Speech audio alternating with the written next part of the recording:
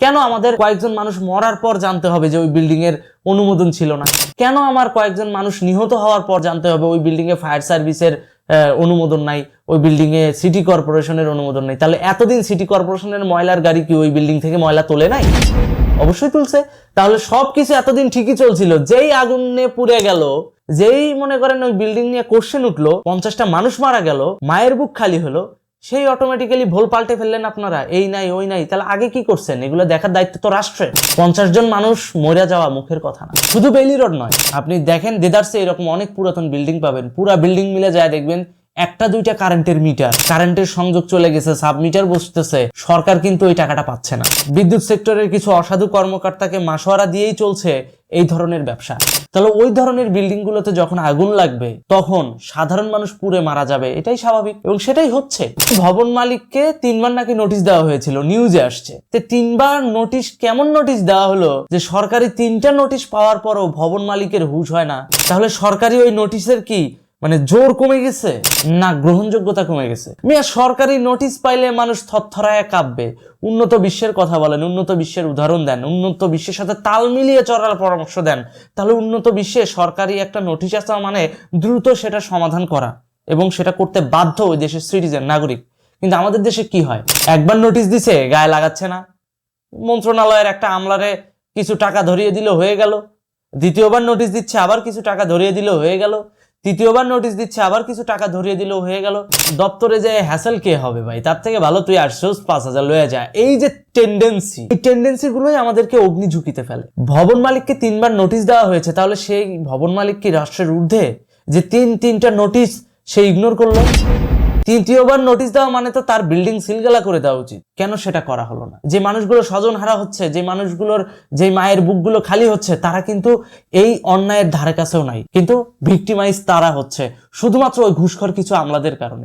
তিনটা নোটিশ নাকি ওই ভবন মালিককে দিছে, অথচ সে ভবন মালিকের হুশই হয় না, কানে বাতাসই যায় না। তাহলে কেমন সরকারি নোটিশের জোর, এটাই এখন একবার ভাবেন। খালি প্রকল্প বাস্তবায়ন আর কমিশন বাণিজ্যের দিকে ফোকাস দিলে দেশের অভ্যন্তরীণ যে আইনের শাসন, এটা ব্যত্যয় ঘটবে এবং আমলাতান্ত্রিক যে রাষ্ট্রীয় কাঠামো রয়েছে, সেই কাঠামোর যে একটা ডমিনেশন, এই ডমিনেশনটা কিন্তু মুখ থুবড়ে পড়বে। বেইলি রোডে আগুনে আহত ব্যক্তিদের চিকিৎসার দায়িত্ব নিলেন প্রধানমন্ত্রী।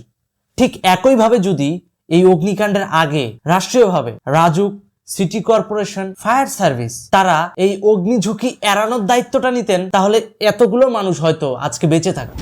কনসেন্ট্রেশন অবকাঠামোমূলক উন্নয়নের দিকে ফোকাস দিতে গিয়ে এইদিকে ইন্টারনাল নিরাপত্তার জায়গাটা কেউ গুরুত্বই দেয় না। বিষয়টা আর একটা খোলাসা করে বলি। এখন দেখতেছি ভবন মালিককে 3বার নাকি নোটিশ দেওয়া হয়েছিল, নিউজে আসছে।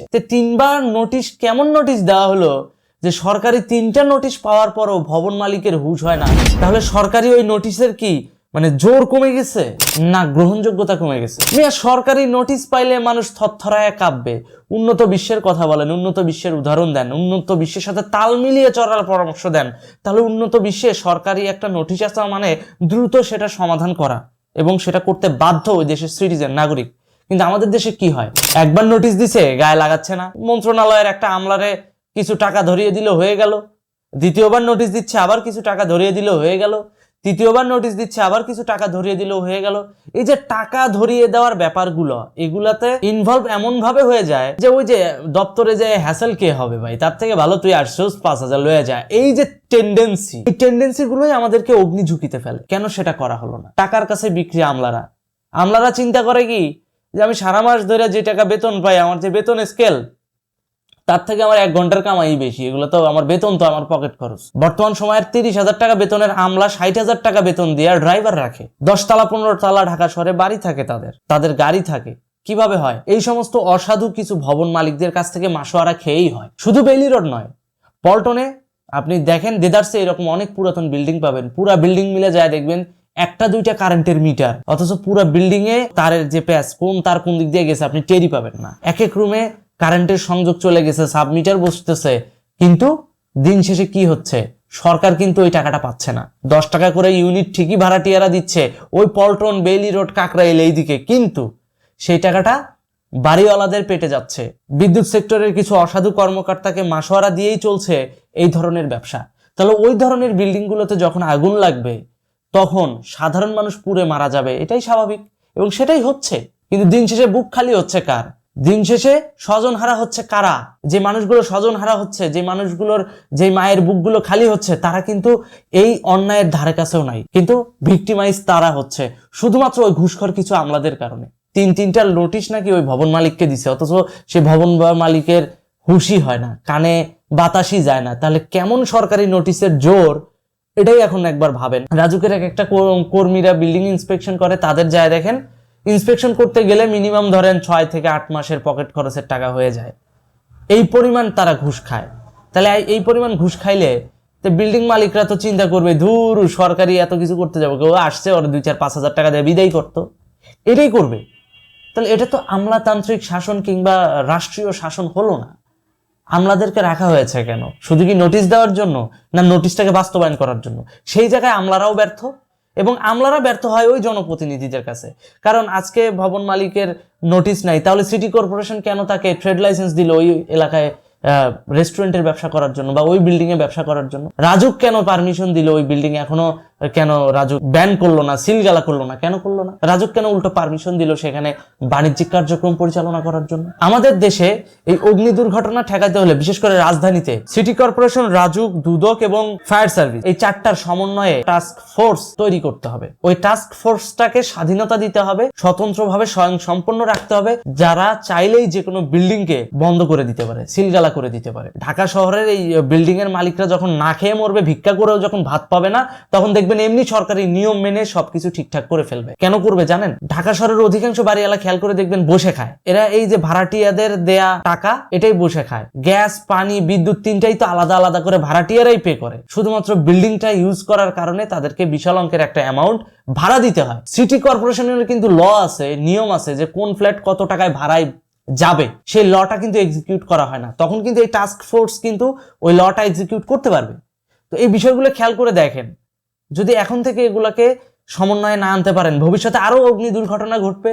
তারপর আবার আমরা জানবো যে নোটিশ দেওয়া হয়েছিল, রাজুকের অনুমোদন নাই, ফায়ার সার্ভিসের অনুমোদন নাই, এগুলোই শুনবো। এই নাটক আর কত? ঢাকা শহরে কি কম অগ্নি দুর্ঘটনা ঘটেছে? তবুও কেন আমরা বিল্ডিং এর নিরাপত্তায় সচেতন নই? বিশেষ করে রাষ্ট্রীয় যে উইংস গুলো রয়েছে, তারা কেন সচেতন না? তারা কেন গেলেই 2-4-50 হাজার টাকার একটা বান্ডিল দেখলেই, যে কুত্তার সামনে যেরকম হাড্ডি ধরলে যেমন জিব্বা দিয়ে লোল পড়ে, ঠিক আমলাদেরকেও একই অবস্থা করে রাখছে এই ধরনের কিছু করাপ্টেড সিটিজেন, যারা কিনা গেলেই একটা ধরে বান্ডিল ধরায় দেয়, ও আসছে টাকা নিয়ে চলে যাবে, মাসোয়ারা তো পাচ্ছেই। তো আমাদের সিটিজেনদেরও এই জায়গায় গাফিলতি আছে। আমরা টাকা খাওয়ায় দূর, পরে যা হবে দেখা যাবে।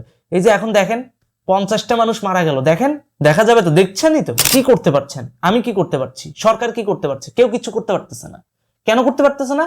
কারণ জীবন ফিরিয়ে দেওয়ার মতো বিষয় না। একবার জীবন চলে গেলে সেটা আর ফিরিয়ে দেওয়া যায় না। তো আপনাদের যেহেতু মানুষের লাইফ ফিরিয়ে দেওয়ার রাইটস নাই, সেই লাইফটাকে কেড়ে নেওয়ার রাইটস আপনাদের থাকা উচিত না।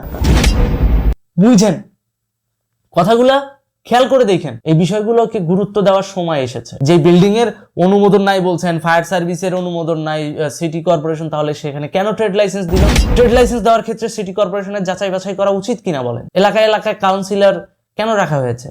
কাউন্সিলরের কাছে যে তারপর ট্রেড লাইসেন্স নিতে হয় কেন? ট্রেড লাইসেন্স ইন্সপেকশন করার জন্য কি কাউন্সিলর নিজস্ব কিছু করতে পারে না? নিজস্ব উইংস নাই তাদের? অবশ্যই আছে। হয়তো সেটার জন্য গভর্নমেন্ট চাইলে একটা কাউন্সিলরকে ক্ষমতা দিতে পারে যে হ্যাঁ, তুমি চাইলে তোমার এলাকায় তুমি টাস্ক ফোর্স গঠন করতে পারো, ইন্সপেকশন ফোর্স গঠন করতে পারো, যারা কিনা জবাবদিহি দেবে হচ্ছে ওই কাউন্সিলরকে। কাউন্সিলর সেই অনুযায়ী ট্রেড লাইসেন্স দিবে যে হ্যাঁ ভাই, আমি এনশিওর হয়েছি অমুক বিল্ডিং এর অমুক তলায় এই প্রতিষ্ঠানটা পরিচালিত হচ্ছে, ওদের কাজ এই এই এই এই বিজনেস ছেড়ে দেয় বা ইয়ে করে, অবশ্যই ওই এলাকার কাউন্সিলরের কাছে সেই ট্রেড লাইসেন্সটা জমা দিতে বাধ্য থাকিবে। অথবা অন্য কোনো বিল্ডিং এ এই ট্রেড লাইসেন্স অ্যালাউ হবে না। এই সিস্টেমগুলো করে ফেলেন, দেখবেন ওই যে আমরা যেমন ভাড়াটিয়া নিবন্ধন ফর্ম একটা চালু করছি না, খেয়াল করে দেখেন, ঠিক সেম ভাবে ইনফর্ম সিস্টেম করেন। তবে ভাড়াটিয়া ইনফরমেশনের এখানে যেরকম একটা গ্যাপ তৈরি হয়েছে যে শুধুমাত্র ভাড়াটিয়া উঠছে এই ইনফরমেশনটা দিল, ওই ভাড়াটিয়ার অন্য বাসায় যে যায় উঠবে ওই ভাড়াটিয়ার আবার ওই ফর্ম পূরণ করতে হয়।